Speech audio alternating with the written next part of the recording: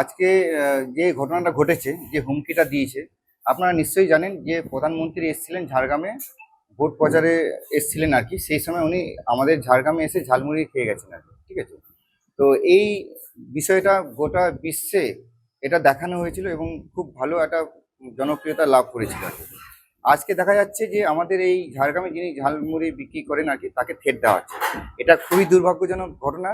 আমরা ঝাড়গ্রামের আমরা লোক এবং আর কি জঙ্গলমহলের লোক তথা এই বাংলার লোক, বাইরের কোনো দেশের লোকজন আমাদের ছেলেদেরকে, আমাদের ব্যবসায়ীদেরকে হুমকি মারবে, হুমকি দেবে, এটা কিন্তু আমরা সহ্য করব না।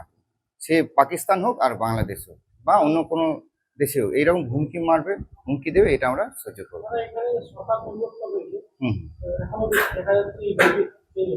দেখুন, টিএমসি নেতৃত্বরা, টিএমসি নেতারা কিছু জেহাদিদেরকে, কিছু রোহিঙ্গাদেরকে মাথায় তুলে রেখেছিল, যার জন্য এই অবস্থা, ঠিক আছে। তো আমরা আজকে এই ঝালমুড়ি যে বিষয়টা এসছে, এই বিষয়ে একটা ক্লিয়ার বলতে চাই যে আমাদের জঙ্গলমহলের কোনো এই যে ঝালমুড়ি বিক্রেতা বলুন বা যে কোনো ব্যবসায়ী লোককে থেট মারবে, এটা কিন্তু আমরা বরদাস্ত করব না।